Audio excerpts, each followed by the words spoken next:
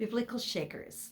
We finish our journey through the Bible this week by beginning the book of Revelation. On Monday, there will be an introduction to the book, followed by the reading of chapters 1 through 3 each day, Tuesday through Thursday. Daily devotions are posted on the blog site to correspond to the information for each day's reading.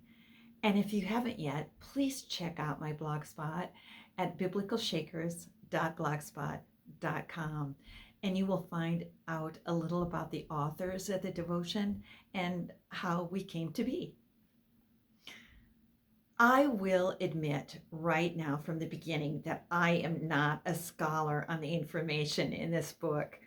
However, with the help of the Holy Spirit, we will read it together and do our best to comprehend the writing of the Apostle John, the only one of Jesus' 12 disciples who was not killed by his faith. He had been exiled to the island of Patmos because he had refused to stop preaching the gospel. The book of Revelation is apocalyptic style, which means uncovered or revealed, hence the name Revelation. John was not a psychic attempting to predict the future. He was a prophet of God, describing what Jesus had shown him in a vision. When reading this symbolic language, we don't have to understand every detail. John himself didn't. Instead, realize that John's imagery shows us that Christ is indeed the glorious, victorious Lord of all. As we read it, we will get to know God better so that we can trust him completely. The first part of the book is addressed to the 7 churches in Asia Minor, which is now Turkey, who were facing great persecution and moral challenges. Things were not as they should have been in the churches. So John records specific messages from Jesus to the 7 congregations.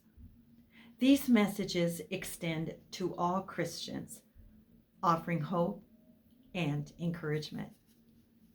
The remainder of the book reveals Christ's ultimate victory over evil, encourages faithfulness amid persecution, and provides a prophetic vision of the end times, reminding believers of God's sovereignty and his redemptive plan.